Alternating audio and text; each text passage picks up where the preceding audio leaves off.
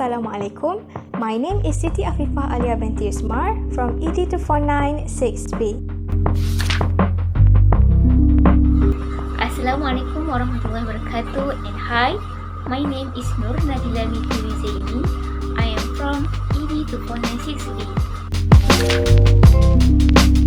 Assalamualaikum and hi everyone. My name is Nur Ain Awatis binti Mak Fazli and I'm from ED249 6B. Assalamualaikum and hi. My name is Nurul Izzati binti Amran. I'm from ED249 6B. Hi, my name is Nur Hanis binti Muhammad Khairi and I'm from ED249 6B. Here is what we will cover in today's topic. We hope you guys will stick around until the end.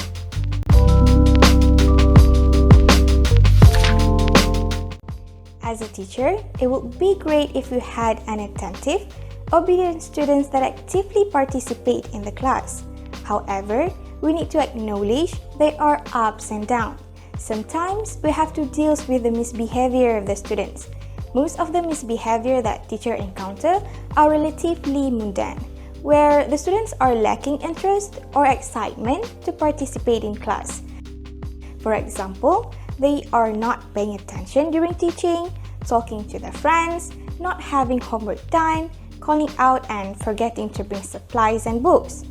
So that's why, as a future teacher, it is important to learn on how to cope with these types of misbehavior and what kind of strategies that we can use to respond effectively to instances of the problem behavior. First and foremost, let's start with principles for dealing with inappropriate behavior. First, choose disciplinary strategies that consistent with goals of creating a safe, caring classroom environment. In dealing with misbehaving students, we need to choose strategies that support our relationship with them. Even though sometimes their behavior is testing our patience, we need to be wise and rational in making decisions without being influenced by emotion. We need to help them to become self-regulating and allow them to keep a safe face in front of their friends. Well, in other words, protect their dignity. So, in order to do so, it is important to avoid power struggles that maybe will cause students to feel humiliated and ridiculed. So, how to do so? Well, maybe we can speak with them calmly and quietly. Do not bring up their past sins or mistakes. Separate the students' characters from specific misbehavior and try to meet with the students privately if more than brief intervention is necessary. So, guys, do you get the idea? Okay, let me give you an example. Okay, let's say a student named Haziq is disturbing his friend and making noise during class. So instead of attacking the student as a person by saying, Haziq, you are a disturbance, get out of my class, and bring up their past mistakes. You know why you're not pass your exam? Because of this, you're not paying attention in class and disturbing others. Get out now. Well, instead of being emotional and saying that, we can talk about the student's specific misbehavior or what the student has done calmly yet firmly. Well, the first option is, Haziq, you're disturbing your friends. They cannot focus if you keep making the noise. Well, class, this topic is very important because it will be covered in your next test. Well, and in the second options, if let's say you are conducting an activity or discussion in class, you may ask for his feedback or opinion related to this topic. For example, Haziq, what is your opinion related to this issue?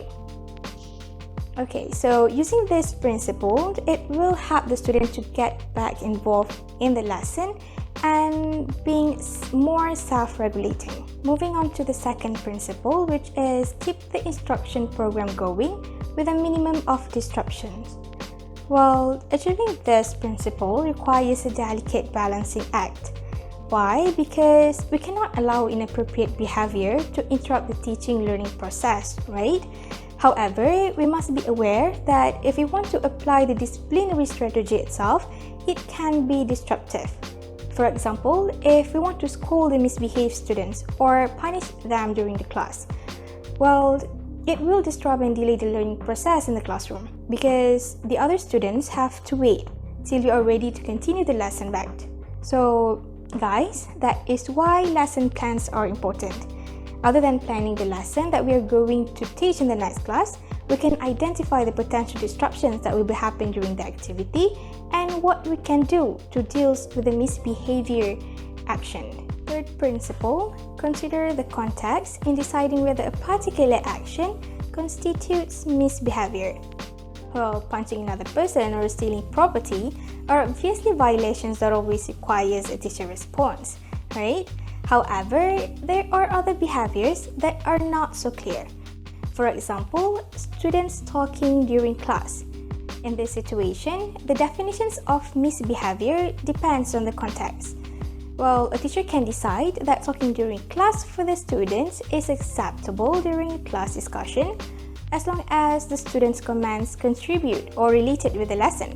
However, if the discussion is out of the lesson context, it can be considered as misbehavior action. When determining a cause of action, the teacher can ask themselves, the first one, is this behavior disrupting or benefiting the ongoing instructional activity? Is it hurtful to other students? Does it violate established rules? Well, if the answer to these questions is no, then disciplinary intervention might not be necessary. Fourth principle, be timely and accurate when responding to inappropriate behavior. Why? Because a timing mistake may happen. A timing mistake occurs when a teacher waits too long to correct a misbehavior.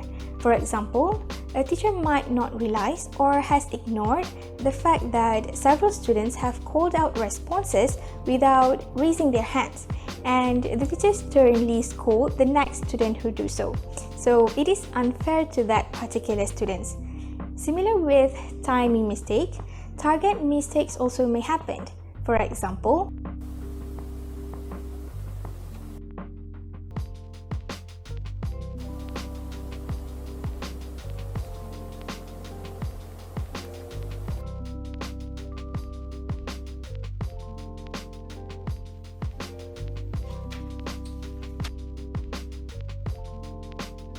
Fatima, jangan main-main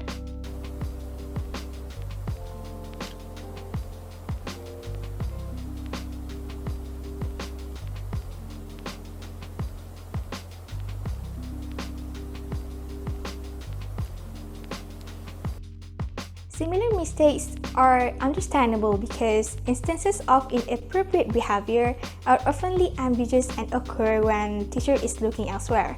For this reason, care must be taken to respond accurately and in a timely manner. Fifth principle, match the severity of the disciplinary strategy with the misbehavior you are trying to eliminate. It is helpful to think about misbehavior in terms of three categories, which is the first category as minor misbehavior like noisiness, socializing, and daydreaming.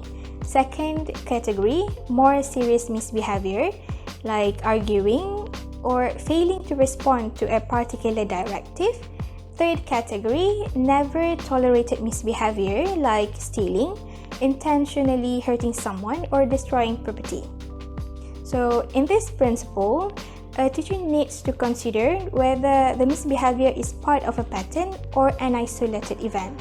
When a misbehavior occurs, teachers have limited time to assess the seriousness, right? So in these situations, they have to decide whether it's part of a pattern and select an appropriate response. At any event, for sure, we don't want to overreact to behavior that is relatively minor and ignore or react mildly to misbehavior that warrants a more severe response, right? So we need to make sure that action taken is in line with the behavior that has been committed. Last but not least, the sixth principle is be culturally responsive. Being culturally responsive means reflecting on the types of behavior you judge to be problematic and considering how this might be related to race and ethnicity. So, if you ask me, is it that important? Well, my answer is yes, because the differences in norms, values, and styles of communication can have a direct effect on students' behavior. So due to this, teachers have to be aware of this aspect and try to bridge the gap between the teacher and student by understanding the cultural nuances that may cause a conflict or misunderstanding. Besides, teacher may use few questions to reflect and assess if there exists bias in their interactions with students. For example, am I more passionate and encouraging with some students? Or am I more likely to reprimand other students? Do I expect certain students to be disruptive based on their race or ethnicity? Or do I use hairstyle and dress to form stereotypical judgment of my students? Or when students violate norms, do I recommend equal treatment for all students? Think about it. With these 6 principles in mind, we turn now to specific ways to respond to inappropriate behavior. So now I will pass to the next speaker to explain on how to deal with minor misbehavior. Thank you, Alia. Next, I will present about how the teacher deal with minor behavior. As you can see on the slide, they have 4 ways on how to deal with minor behavior. Firstly, teacher can use a non-verbal intervention. Secondly, teacher can use a non-direct verbal intervention. Thirdly, teacher can use a direct verbal intervention. Lastly, teacher can choose deliberate non-intervention, but only if the misbehavior is minor and fleeting. The first way on how to deal with minor behavior by using a non-verbal intervention, such as make facial expression. Why should teacher make facial expression? It is because the teacher look is a good example of an obtrusive. For example, the teacher exhibited the thinking eyes with a smile and is following the contour of her lips. Besides, the teacher can making eye contact, use hand signal like thumbs up, thumbs down, pointing to the individual should be doing. Then, teacher can move closer to the misbehaving student, which is proximity, which is convey all message that shows that teachers see what the student are doing, but teacher did not like the student actions. For your information, non-verbal strategies are most appropriate for behaviors that are minor but persistent, which is frequent to sustain whispering, staring into space, calling out, putting on makeup, and sending the message. The obvious advantage of using verbal cues is teacher can deal with this misbehavior without distracting other students and also enable teacher to protect and continue the teaching lesson with minimum disruption. If the teacher unsuccessful in cater misbehavior with first way is non-verbal intervention, so the teacher can try the second way, which is a non-directive verbal intervention. First of all, teacher simply state the student name might be enough to get student back on task. Even though sometimes it is possible, teacher can incorporate the student name into the outgoing lesson. In addition, teacher can call on the student to participate in any activities or answering the questions. It allows teacher to communicate and also capture the student attention. For our soft reminder, if teacher obviously trying to catch the student and to embrace them, the strategy will backfire by creating resentment. So, to avoid the problems, teacher must let the student to answer will be calling on the other student to answer the next question. Furthermore, teacher can use a gentle humor to remind students to correct their behavior. But the teacher must be careful and make sure that the humor is not tinged with sarcasm that can hurt student feelings. Lastly, teacher can use another way with its iMessage to verbally prompt appropriate behavior without giving a direct comment. This way can promote a sense of responsibility and autonomy.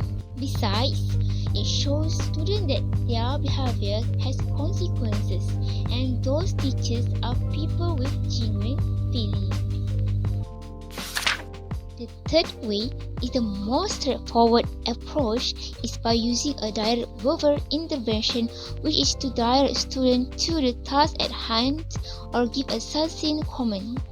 For example, the teacher approached the student and quietly directed her to the mirrors and stop away and start on the assignment. Teacher also can remind students about a role.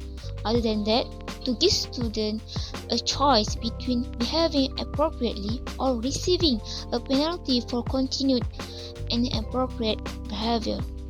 For example, the teacher stands in front of the student and tries to get his student attention, and then the teacher comments the instruction in the form of a warning and the student acts according to the instruction. Last one way is choosing deliberate non-intervention, but only if the misbehavior is minor and fleeting. For example, during a discussion, a student could be so eager to comment that she forgets to raise her hand, or someone becomes momentarily distracted and inattentive, or two boys quietly exchange a comment while you are giving directions. The one risk of overlooking minor behavior is that students might conclude that our teachers are unaware of what is going on. So the student might decide to see how they can get away with, and then problems are sure to escape late. Thank you, Nabila. So now for my part, I will share and discuss with you guys some strategies to deal with more serious misbehavior. Okay, sometimes misbehavior is too serious to deal with those types of low-level responses, and in such cases, it might be necessary to use more substantial intervention to enforce our expectation to appropriate behavior. So now, I will show you guys 4 major points or approaches that will be discussed under these strategies. So for the first one will be select penalties, second one impose penalties while preserving relationship, the third one be consistent, and the fourth don't penalize the group for individual misbehavior. So now we will discuss one by one. So for the first strategy will be selected penalties, and for our topic we cover only 7 types of penalties. Okay, the first one will be mandatory private conference, next loss of privileges, third one isolation from the group, after that exclusion from the group, detention, written reflection on the problem, and lastly parental contact. So now we'll see one by one. For mandatory private conferences, generally the teacher will call student who doesn't respond for non-verbal cues or verbal reminder for a private conference, and during this private conference, the teacher will express their disappointment and direct the students to think about the consequences of action, and sometimes the teacher will negotiate a plan for change and try to get the students to take responsibility for their behavior.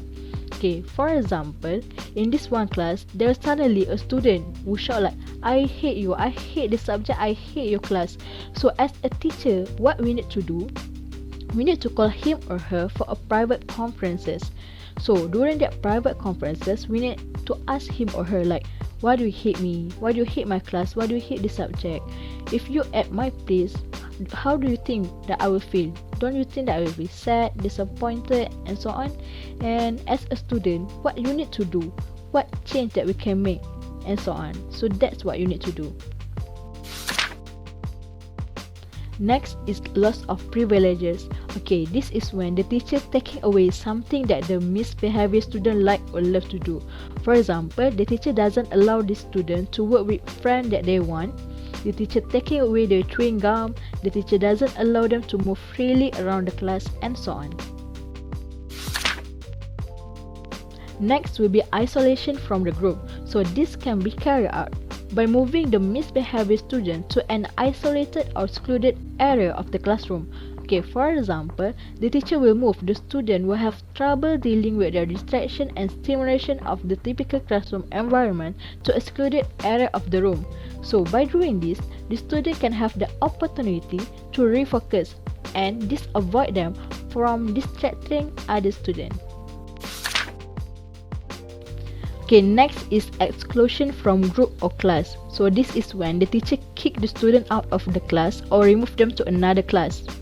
So this only can be applied or reserved for a major disruption. For example, when the teacher becomes so mad at the student and the misbehavior student keep provoking, or when the student behavior are out of control. So it is better to let them out of the class or move them to another class for a moment. And after that, you need to call them back to class, because they have the right to sit in the class and learn.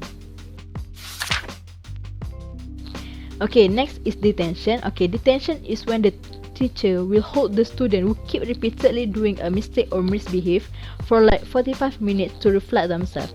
Okay, for example, the teacher will give a detention for a student who keep coming late to school.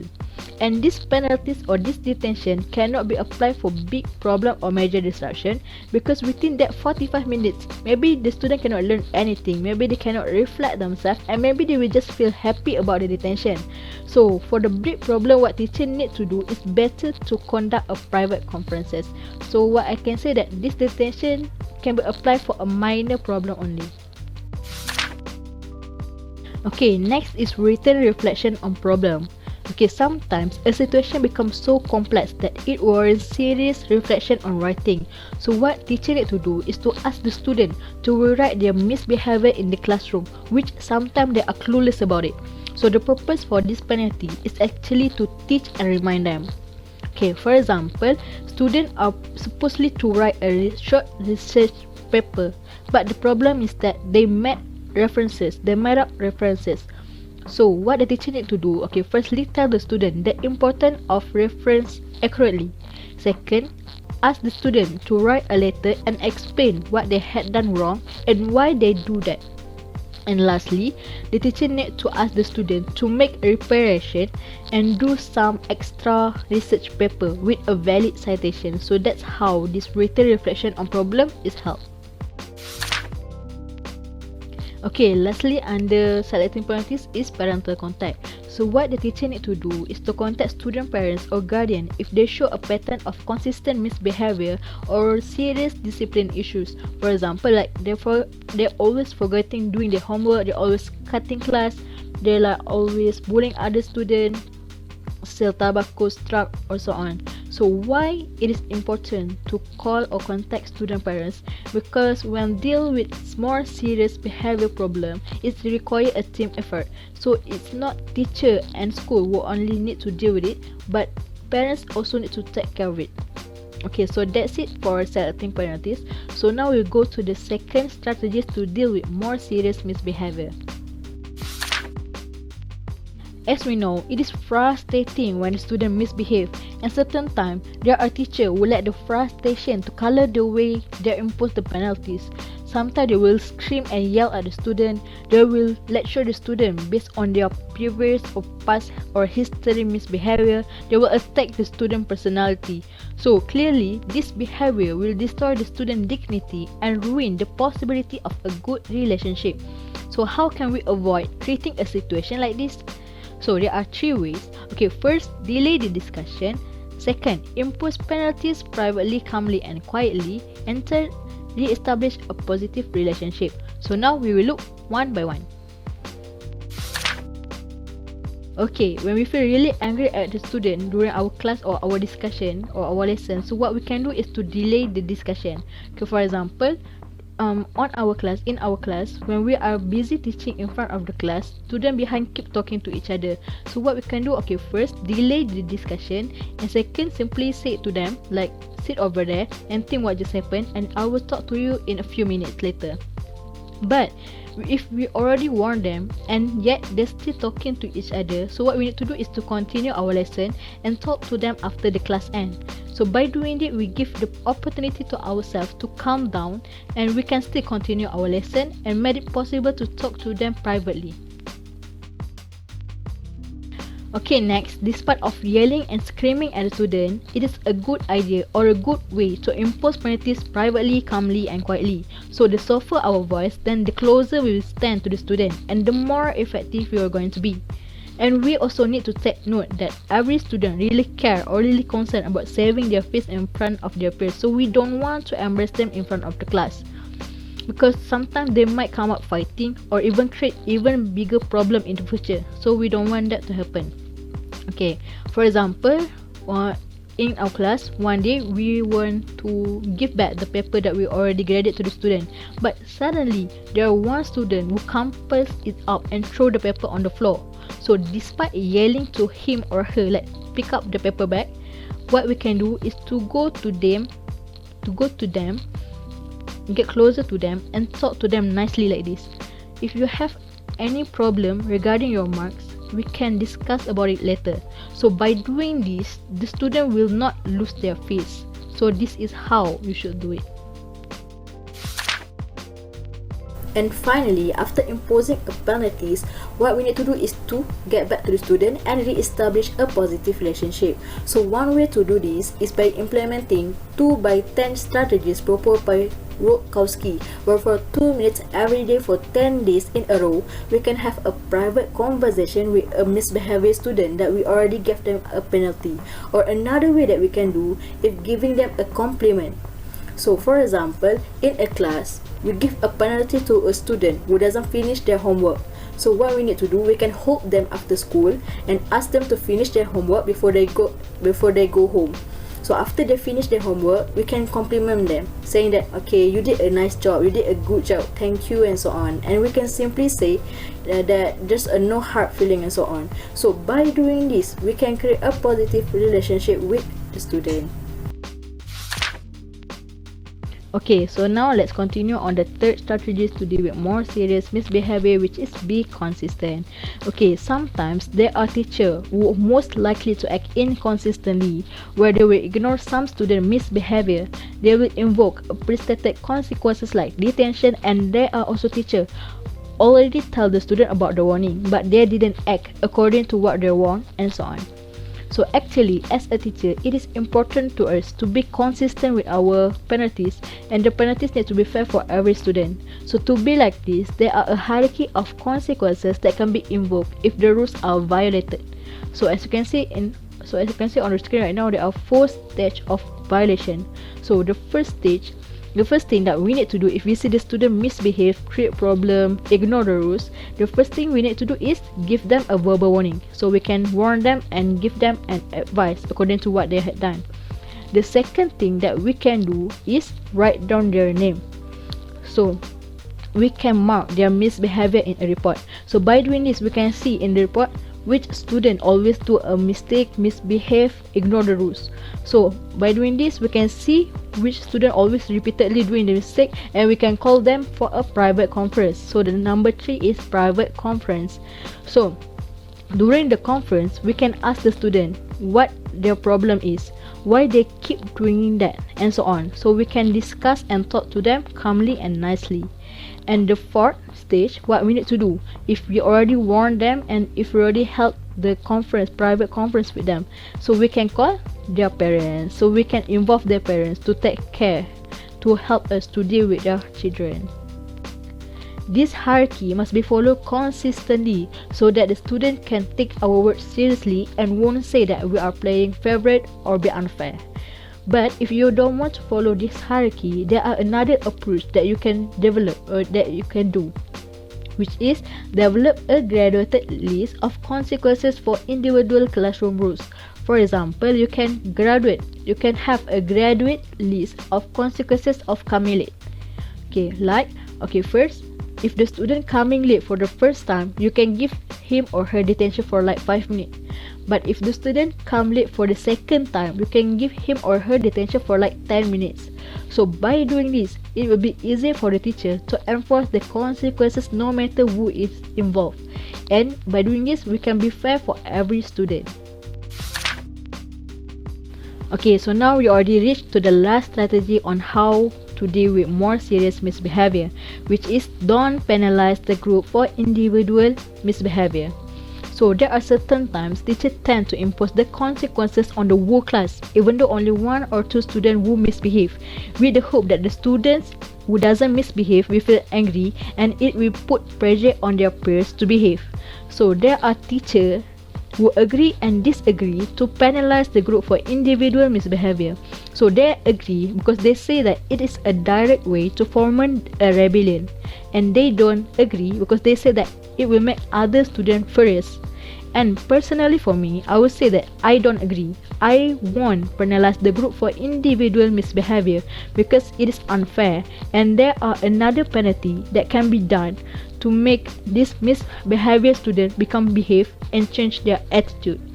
So I think that's all from my part. There are 4 strategies on how to deal with more serious misbehavior. So I think that's it. I will pass to the next presenter. Alright, next we will discuss into dealing with chronic misbehavior. There are 2 strategies that we can be used to deal with this kind of behavior, which are problem-solving approach and behavior learning approach. There are 6 steps of using problem learning approach, which are: the first step is define the problem, second step is brainstorm possible solution, third, evaluate the solution, fourth, decide on the solution, fifth, determine how to implement the decision, and the last one is evaluate the solution. So I'm going to explain the steps using this example. So let's say the situation problem. Every time there is assembly or a problem that involves all students gathering, there will be students scattered everywhere. Some of them sit with other classes and do not comply with teachers' instruction, such as sitting in their respective class. Sometimes teachers don't recognize the students, and sometimes students give the wrong name when asked. So the behavior in assembly program can be terrible. So the teacher decide to solve this problem together with her student. So the first step is define the problem. The teacher tell and explain the situation problem to students, and they agree about that. The second step, which is brainstorm possible solution, the teacher and students came up with the list of different solutions, such as keep the offenders out of the assemblies, don't let past offenders go to assemblies at all, suspend them, and others. The third step is evaluate the solution. The teacher discussed these possible solutions in detail, emphasizing how they would affect everyone. The teacher told them that the teacher didn't like the some of the solutions, such as kicking people out of the assemblies, because it is also part of their education, and the teacher don't have right to suspend the students. The fourth step is decide on the solutions. The students decide that getting permissions and using the buddy system was something that could live with. Next step is determining how to implement the decision. If the students were acting up, they agree to use the teacher look technique and then write up a referral to discipline if they didn't stop. The last step is evaluate the solution. After apply the solutions, the teacher will gather back the students and ask if they are dissatisfied with their solution or need to be improved. Next, we will go to the second strategy, which is behavior learning approach. There are 5 recommended behavior learning approach, which are self-monitoring, self-evaluation, self-instruction, contingency contracting, and positive behavior intervention and supports PBIS and functional behavior assessment FBA. So we will look one by one. So first we will look at self-monitoring. Self-monitoring is a strategy that teaches students to self-assess their behavior and record the result. students will be keeping track of their behavior and be responsible for recording if the behavior happened or not. There are two ways on how to observe and record their own behavior. The first is has individually tally each time they engage in the target behavior. For example, they have tally sheet which is contain pictures of the appropriate and inappropriate behaviors. Second is individual observe and record the targeted behavior at regular intervals. For example, students can mark a recording sheet with a 1 or a 2 depending on whether they are engaged good or bad behavior.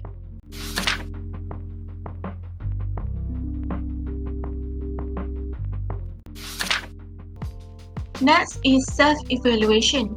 Student self-evaluation occurs when learners assess their own performance.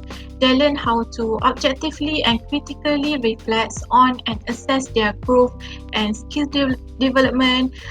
They recognize gaps in their knowledge and skills, determine how to enhance their performance, learn independently, and think critically.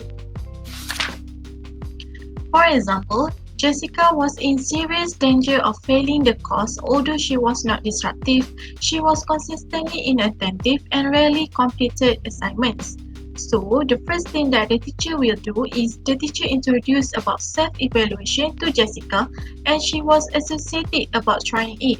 So, together, they designed a simple sheet which they agreed that the teacher would keep and give to Jessica to fill out at the end of each class period. So next is self-instruction. So self-instruction is the process in which a person taught themselves through the steps of a task to complete an action. It also referred to as self-taught or self-statements in which students learn to taught themselves through a task or activity. So self-instruction strategy are based on 5 steps process of cognitive behavior modification. So the first one is an adult perform a task while talking aloud and carefully describing each part about it. Second, the student perform task while the adult talks aloud. Third is the student perform task while talking aloud to self as a self-guidance. Next is the students perform tasks while whispering, and the last one is the student perform tasks while thinking the direction. So this approach has been used to teach impulsive students to approach tasks more deliberately, to help social isolates in a threat peer interactions, to teach aggressive students to control their anger, and the last one is to teach defeat students to try problem solving instead of giving up. Next, we will go to contingency contracting. Contingency contracting is an agreement between the students and the teacher which states academic behavior as well as behavioral goals for the students. Students are rewarded and praised when they exhibit appropriate behavior, and they are reminded to reread and review their contracts when they do not show the right behavior. So to be most effective, the contract must be written and signed.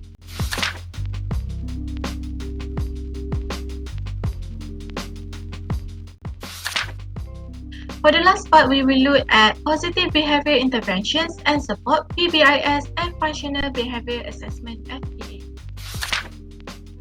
First, we go to positive behavior intervention and support (PBIS).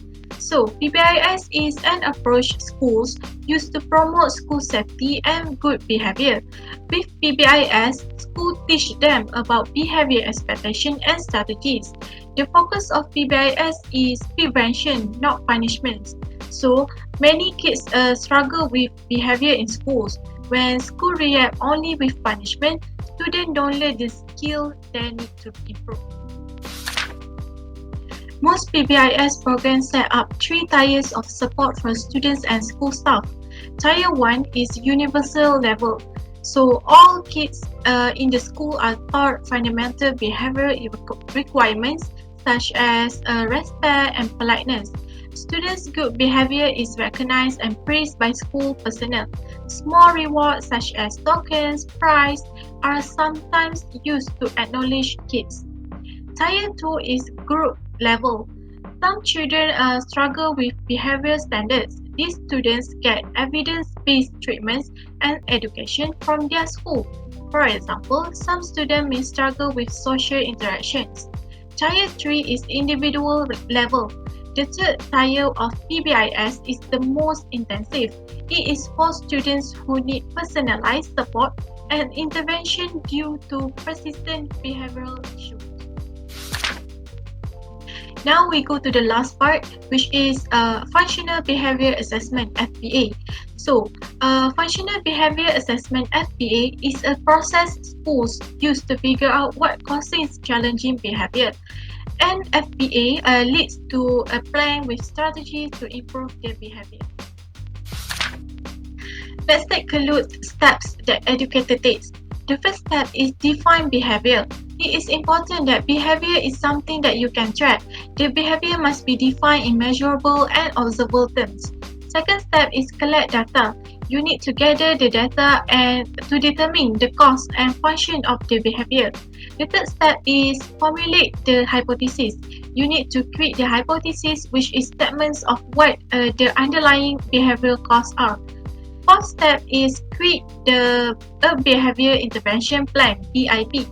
The plan should include positive supports, new teaching methods, and replacement behavior. Fifth step is implement a behavior intervention plan (BIP). Planning is very important. It must be clear and authentic in your instructions and work towards building positive relationship. The last step is monitor implementation. Look to see if the behavior is increasing or decreasing and check on the support team from time to time. Hi, we meet again. So, I will proceed with present how to deal with thorny problems. Some behaviors seem to plague teachers regardless of where they are teaching. It is impossible to generate recipes for dealing with these problems because every instance is unique in terms of key players, circumstances, and history. Nonetheless, it is helpful to reflect on ways to deal with them before they occur and hear some of the thinking that guide the action of teachers. 4 behavior that keep teachers awake at night wondering what to do. First and foremost, defense. How to do defense? We must do not lose our cool. Stay in control of ourselves. Even though our first inclination is to shout back, but don't. It can help you to take a few deep breaths and use self-talk. Besides, we can direct the rest of the class to work on something. For example, we give instruction for students to read the next section of the topic. Moreover, we can move students away from peers. Talk to the student in an hour where you can have more privacy. This eliminates the need for the student to worry about saving face. We as a teacher should stay a few feet away from the student because if a student is feeling angry or feel defiant, might interpret the closing in on him as aggressive act. So teachers should be more careful. Other than that, teachers should acknowledge the student feelings so that our action is suitable to handle these students. Teachers also must avoid a power struggle and do not use assertion, such as teacher is the boss and students should listen and follow the direction that given by the teachers. Not all students can adapt or receive in this way and they will be rebel. Lastly, teachers should offer a choice for students, choose what is the best solution they can doing and give the operation to not repeating this behavior. Next, failure to do homework. How teacher can help students not fail to do their homework? There are some increasing the likelihood that students will do their homework. Firstly, teacher should review, collect or grade the assignments. If teacher assign homework and then fail to check that the student have done it, teachers are conveying the message that the homework just was not that important. Not all homework has to be created or even collected, but it is why for the teacher to check that students have done it and to record that fact in teacher grade books. Besides, teacher can also give homework quizzes because it can help students to have constant struggle to do the homework. Homework must require a product in addition to reading, but students do not count reading as homework. They learn by reading and use sticky note to mark the important things and so on. Students should accept no excuses for homework because this homework can help them understanding in such a subject, and it is necessary for students to do the homework. Next, teachers should provide in-school support because sometimes students' home circumstances could interfere with doing homework. As we know, not all students have a good family background. They might be in the midst of the family crisis, maybe in an abusive situation, or have after-school jobs or other responsibilities that they leave little time for schoolwork. The suggestion, if the student will still not turn in their homework, the teacher needs to meet students individually to discuss the problem, generate possible solution, and also decide on an action plan. This might include contacting parents, asking for their cooperation, and assistance to help students remember and complete their homework. Next, chatting. As we know that a number of studies suggest that chatting is more prevalent than we like to think. From the survey that conducted by Josephson Institute of Ethics, over half reported that students had chatted on tests, copy internet documents, and had copied a classmate homework. So it is obviously that smartphone, email, and online searches make it easier than ever before to distribute information to friends and to plagiarize. So let's take a look on how to deal with cheating. First of all, teachers should talk privately and avoid creating a situation in which the student could be publicly humiliated. It's due to lead to a series of accusations and denials that get more and more heated. Besides, teachers should present the reason for suspecting cheating, which is present the evidence calmly and firmly, even sorrowfully. For example, teacher can check the plagiarism by searching the website of plagiarisms.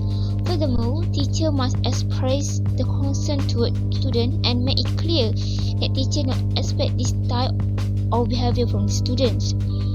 Teachers should also try to find out the reason the student cheated. Teachers should explain the consequence, whereas a common response to cheating to give the student a low grade or a 0 on the exercise on the assignment or test. Moreover, teachers are preferred to use a logical consequence, such as namely having a student redo the assignments or tests under more carefully controlled conditions. However, if the school have predetermined consequence for cheating, so teacher must follow the school policy like detention and parental notification. Next one is teacher should discuss the consequence for subsequent cheating, which is teacher must alert to the consequence for additional cheating. Teacher was available for assistance if cheating was the result of academic difficulties or if the student under pressure at home to succeed. So teacher might want to talk with parents, but if the student have no appropriate place to study at home, teacher might explore another alternative to help the student. The second last of deal with learning problem is inappropriate use of electronic device.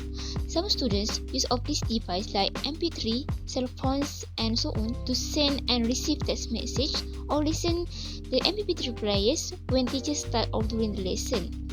What are the things that teacher must do to overcome this learning problem? Firstly, teachers should announce that phone will be silent during class and stored in backpacks unless they are being used in classwork. Moreover, to avoid students taking out the phone, so teacher must require backpacks be placed on the floor and students continue to move around the classroom. And next, teacher can move it around to allow them to spot headphone, and teacher can quietly remind students to turn off the MP3 player if they are not doing independent work. Last but not least, inappropriate behavior outside of school. If the behavior occurs when the student is not in the school or school-sponsored events, mostly the principal authorized to take administrative action when a student misconduct away from school has a detrimental effect on the other students or on the orderly educational process. Till now, we have covered several guidelines and strategies on how to handle problematic situations involving students to maintain discipline and peace in the learning environment. But what if the actions that we as teachers do unconsciously violated the students' rights? In this part of the presentation, we will cover on several situations where discipline violates the students' constitutional rights. In the book, Middle and Secondary Classroom Management Lessons from Research and Practice, the authors focus on 3 situations, which are students' freedom of expression, educators' actions conflict with students' rights, and seclusion timeout. We will discuss in detail about these 3 situations. First, let us start off with the first situation, which is students' freedom of expression.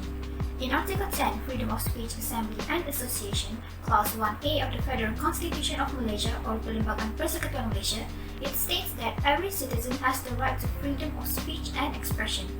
Although there are several restrictions applied for certain topics such as the status of national language, the status of Islam as national religion, and others that we should not question as stated in the Federal Constitution. These laws are applied to students as well, no matter in speech, writings, clothing, and even electronic media.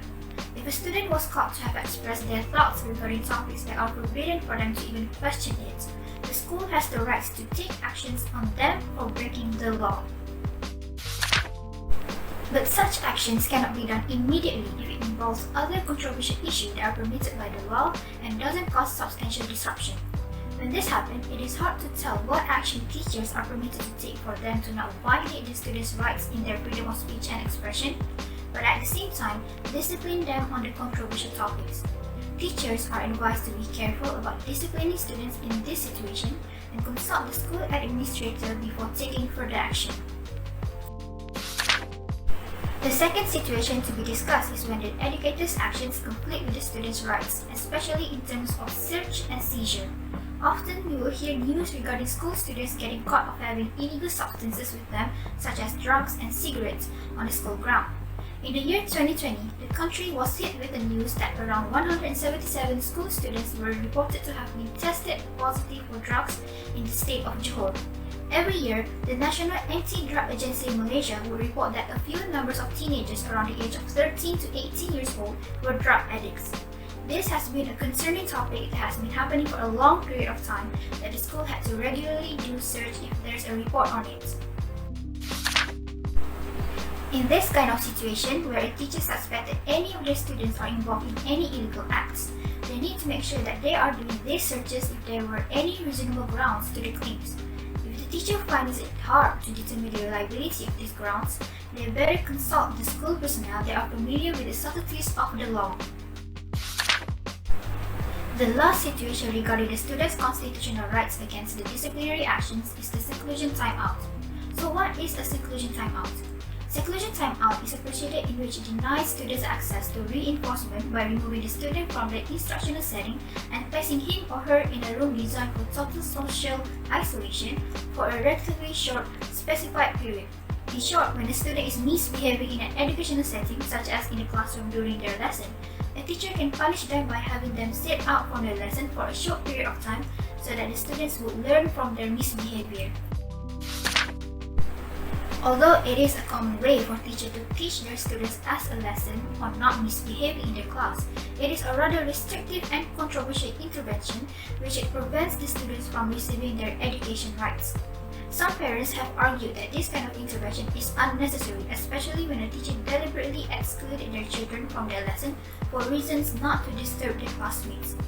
Seclusion timeout should only be used as a last resort of intervention, and teachers should be very cautious about using it so that it does not restrict the students' rights in receiving their own education. We have now reached the end of our presentation for today. In summary, we have learned 6 subtopics regarding responding effectively to inappropriate behavior, which are guidelines for dealing with misbehavior, strategies for dealing with minor, more serious, and chronic misbehavior, dealing with thorny problems, and lastly, when discipline violates the student's constitutional rights. We will continue with our discussion regarding today's presentation in our next session. Thank you for watching and see you there!